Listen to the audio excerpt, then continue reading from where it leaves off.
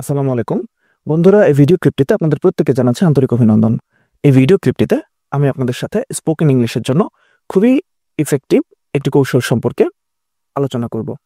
আমরা এই ভিডিও ক্লিপটি দেখার চেষ্টা করব যে স্পোকেন ইংলিশে আমরা কিভাবে হাউ কাম এরপরে সম্পূর্ণ নতুন একটা সেন্টেন্স বা ক্লজ ব্যবহার করে কিভাবে বিভিন্ন ধরনের এক্সপ্রেশনগুলোকে আমরা তৈরি করতে পারি। প্রথমে আমরা হাউ কাম ব্যবহার করব, এরপরে সাবজেক্ট এবং মেইন ভার্ব বা অক্সিলারি ভার্ব সহযোগে অন্যান্য বাক্যের পার্টগুলো যেগুলো প্রয়োজন সেগুলো আমরা ব্যবহার করে কিভাবে বিভিন্ন এক্সপ্রেশনগুলো তৈরি করব।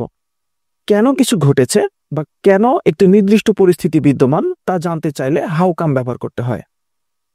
কেন কোনো কিছু ঘটেছে বা কেন একটি নির্দিষ্ট পরিস্থিতি বিদ্যমান এমনটা জানতে চাইলে হাউ কাম ব্যবহার করতে পারি।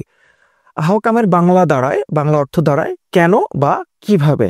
তাহলে আমরা যেটা জানার চেষ্টা করলাম, কোনো কিছু আপনি সহজ করে কোনো কিছু কেন ঘটেছে বা কোনো কিছু কিভাবে ঘটেছে, কোনো কিছু ঘটেছে বা কোনো কিছু নির্দিষ্ট পরিস্থিতি বিদ্যমান কেন বা কিভাবে সেটা হয়েছে এমনটা বোঝাতে চাইলে আমরা হাউ কাম ব্যবহার করতে পারি। কিভাবে আমরা উদাহরণ দেখে বিষয়টা বোঝার চেষ্টা করতে পারি। আমরা যদি বলি how come you got an invitation and not me, বলা হচ্ছে আপনি আমন্ত্রণ পেলেন আমি পেলাম না কেন। আপনি কিভাবে আমন্ত্রণ পেলেন এবং আমি আমি দাওয়াত পেলাম না কেন। ব্যাপারটা এরকম যে কোনো একটা অনুষ্ঠান হয়েছে, আপনাদের একজন কমন ফ্রেন্ড তার একটা বাসায় একটা পার্টি হয়েছে বা অনুষ্ঠান হয়েছে। যে ভদ্রলোকের বাসায় অনুষ্ঠান হয়েছে উনি আপনারও বন্ধু, উনি আরেকজনেরও বন্ধু, কিন্তু ওই ভদ্রলোক শুধু ওই তৃতীয় ব্যক্তিকে দাওয়াত দিয়েছেন, আপনাকে দিলেন না। তো উনি দাওয়াত খেয়ে ফিরে আসার সময় আপনার সাথে দেখা, আপনি জিজ্ঞেস করলেন ভাই কি অবস্থা। তো উনি বললো যে আমি তো ওনার বাসায় গিয়েছিলাম দাওয়াত খেতে। তো আপনি বললেন যে কি ব্যাপার, সে তো আমারও বন্ধু, আপনাকে দাওয়াত দিল কিন্তু আমাকে কেন দিল না। যদি এভাবে বলেন তাহলে আপনি ইংরেজিতে চাইলে বলতে পারেন how come you got an invitation and not me. How come you got an invitation and not me. আপনি কি করে দাওয়াত পেলেন, আমি পেলাম না কেন ভাই। আপনি পেলেন আমি পেলাম না কেন। How come you got an invitation and not me. আপনি পেলেন আমি পেলাম না কেন। এরকম অর্থ বোঝাতে আমরা হাউ কামকে ব্যবহার করতে পারি। এরপরে যদি একটা উদাহরণ আমরা খেয়াল করি, বলা হচ্ছে I don't think I will be able to go to office tomorrow. একজন বলছে, যে ইনভার্টেড কমার মধ্যে আমরা দেখাচ্ছি, I don't think I will be able to go to office tomorrow. আমার মনে হয় না যে আগামীকাল আমি অফিসে যেতে পারবো। তো আরেকজন ব্যক্তি বলছে হাউ কাম, কেন। হাউ কাম মানে হচ্ছে কেন।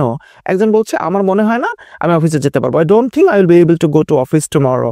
আগামীকাল অফিসে যেতে পারবো বলে আমি মনে হয় না আমার।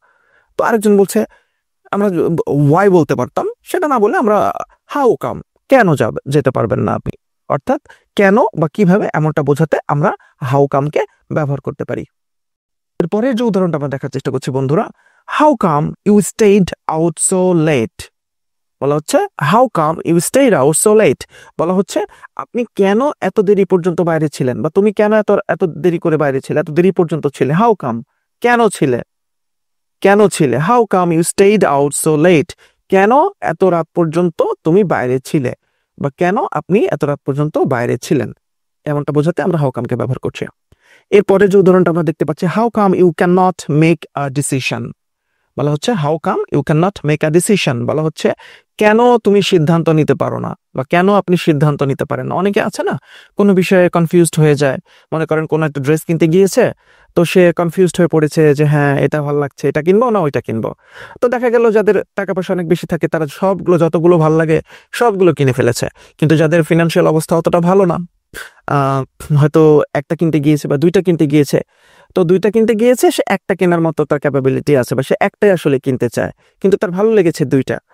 তো তখন উনি কনফিউজড হয়ে যায় যে কোনটা কিনবো, এটা নাকি ওইটা, এই সাদা ড্রেসটা কিনবো নাকি লাল ড্রেসটা কিনবো, এটাও ভালো লাগছে ওইটাও ভালো লাগছে। ব্যক্তি জীবনেও আমরা অনেক সময় কনফিউজড হয়ে যায় যে ঠিক আছে আসলে আমরা কোন জবটা করবো, এই জবটা করবো না ওই জবটা করবো। অনেকে যারা ব্রিলিয়ান্ট, খুবই পড়াশোনাতে খুবই ভালো, তারা অনেক সময় দেখা যায় যে একসঙ্গে একাধিক খুবই অ্যাট্রাকটিভ জব পেয়ে যায়। তখন সে কনফিউজড হয়ে যায় যে হ্যাঁ এটা করবো না ওইটা করবো, এরকম। তাহলে বলা হচ্ছে যে ওইরকম ব্যক্তিকে আমরা বলতে পারি how come you cannot make a decision. কেন আপনি সিদ্ধান্ত নিতে পারেন না, আপনি কনফিউজড হয়ে যান কেন ভাই, সবসময় এভাবে কনফিউজড হন কেন যে কোনটা করব বা কিভাবে করব, এই যে কনফিউশন কেন তৈরি হয় আপনার। তো আমরা কি বলতে পারি, how come you cannot make a decision, কেন আপনি সিদ্ধান্ত নিতে পারেন না। এরপরের যে উদাহরণটা আমরা দেখার চেষ্টা করছি বন্ধুরা, how come you always question me.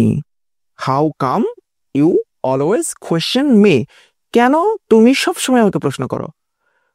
কেন আপনি আমাকে সব সময় প্রশ্ন করেন? How come you always question me? কেউ একজন আছে না, অনেক ব্যক্তি থাকে আমাদেরকে যারা সব সময় প্রশ্ন করে, যাদের সেই অধিকারটা আছে বা রাইট যাদেরকে আমরা দিই, এমন অনেক ব্যক্তি আমাদের জীবনের সাথে জড়িত থাকে, সারাক্ষণ প্রশ্ন করে। হ্যাঁ, এটা কোথায়, যে মা প্রশ্ন করে, বাবা করে, বড় বোন করে, ভাইয়া করে, বান্ধবী করে, বউ করে, অনেকেই করে। কোথায় গিয়েছিলি, কেন গিয়েছিলি, কতক্ষণ থাকলি, কেন কি করলি, এটা সেটা, অনেক অনেক অনেক অনেক। তো এরকম যদি আমি কাউকে বলতে চাই যে কেন আপনি আমাকে সবসময় এত প্রশ্ন করেন, বা কেন তুমি আমাকে এত সময় প্রশ্ন করো, বা কেন তুই আমাকে এত প্রশ্ন করিস, তাহলে কি বলতে পারি? How come you always question me.